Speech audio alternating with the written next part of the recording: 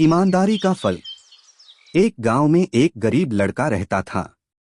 वह बहुत ही मेहनती और ईमानदार था। एक दिन सुबह सुबह वह गांव के जमींदार के घर काम मांगने पहुंचा। जमींदार ने उसकी सच्चाई और सरलता देखी और उसे अपने यहाँ काम पर रख लिया। वह लड़का दिनरात ईमानदारी से काम करता रहा। जमींदार भी उस पर भरोसा करने लगा।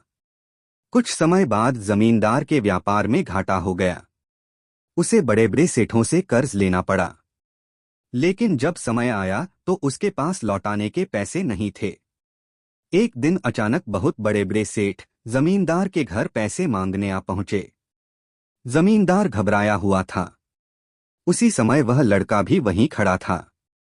जैसे ही बड़े सेठों ने उस लड़के को देखा, वे चौंक गए और जोर जोर से कहने लगे, मालिक, मालिक, आप यहाँ।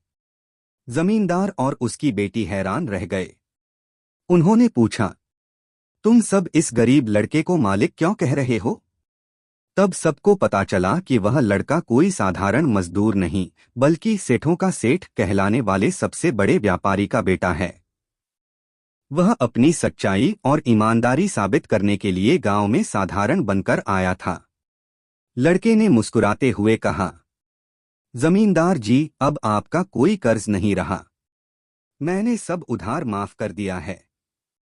फिर उसने आगे कहा, दरअसल मैं यहाँ इसलिए आया था क्योंकि मुझे एक सच्ची और अच्छी लड़की की तलाश थी और मुझे आपकी बेटी से प्यार हो गया है। जमींदार खुशी से भर गया। उसने दोनों की शादी करा दी। गांव भर में ढोलन गाड़ों के साथ शादी का जश्न मनाया गया। इस कहानी से हमें सीख मिलती है कि ईमानदारी की पहचान हर जगह होती है। सच्चाई कभी छुप नहीं सकती। ईमानदार इंसान को जिंदगी में हमेशा फल मिलता है। ईमानदारी से जीने वाला इंसान कभी हारता नहीं है।